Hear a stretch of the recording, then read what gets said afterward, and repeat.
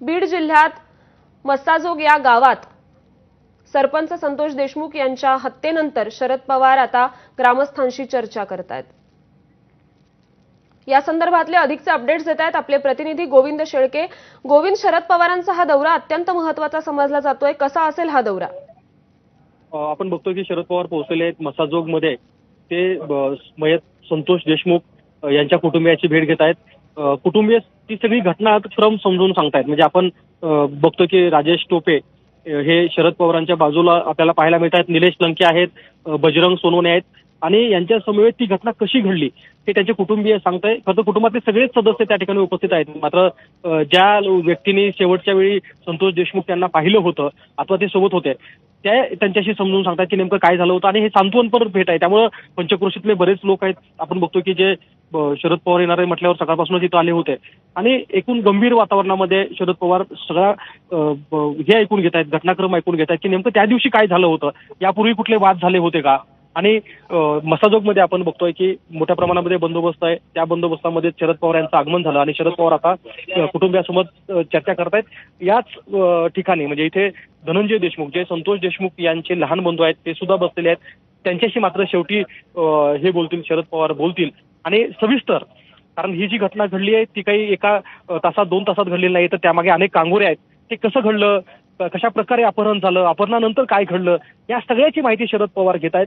आणि ही माहिती सांगणारा व्यक्ती आपल्याला जो दिसतोय तो त्या प्रत्यक्षदर्शी होता ज्यावेळी संतोष देशमुख यांचं मस्साजोगमध्ये अपहरण झालं आणि अपहरण झाल्यानंतर 3-3.5 तासाचा जो कालावधी होता त्यामध्ये नेमकं काय घडलं, त्यानंतर पोलिसांनी काय ऍक्शन घेतली अथवा जे काही संपर्क झाला होता धनंजय देशमुख आणि अपहरणकर्त्यांसोबत काही व्यक्तींचा, त्यावेळी बोलणं काय झालं, या सगळ्याची सविस्तर चर्चा शरद पवार करतायत आणि हे सगळी घटना समजून घेण्याचा प्रयत्न करतायत। कारण ज्या क्रूर पद्धतीनं संतोष देशमुख यांची हत्या झाली होती ती हत्या कशा प्रकारे झाली किंवा त्यामागे कुठल्या गोष्टी झाल्या, चर्चा काय झाली होती, याची माहिती शरद पवार घेत आहेत। तर आपण बघतोय की त्याच बाजूला आपल्याला राजेश टोपे दिसत आहेत, निलेश लंके दिसत आहेत, बजरंग सोनवणे आणि निलेश लंके हे शरद पवारांसोबतच मस्साजोगमध्ये आलेत।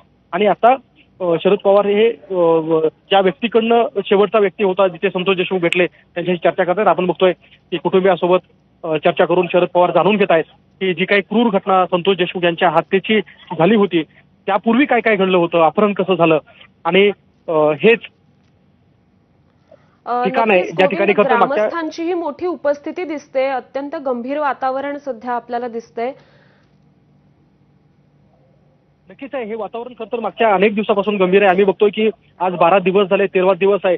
ज्या दिवसापर्यंत अगदी विधान परिषदेचे विरोधी पक्षनेते अंबादास दानवे असतील, छत्रपती संभाजीराजे असतील, त्यानंतर बीड जिल्ह्यातले सगळे आमदार असतील, राज्यातले वेगवेगळ्या पातळीवरचे नेते या ठिकाणी आले आणि या ठिकाणी आल्यानंतर ही जी घटना घडली या घटनेचा घटनाक्रम कुटुंबियाकडून समजून घेत आहेत। तेच कुटुंबीय आहेत जे कुटुंबीय मागच्या 10-11 दिवसापासून आक्रोश करतायत खरं तर की कशा पद्धतीनं संतोष देशमुख यांची हत्या झाली होती, कशा प्रकारे त्यांचं अपहरण झालं होतं।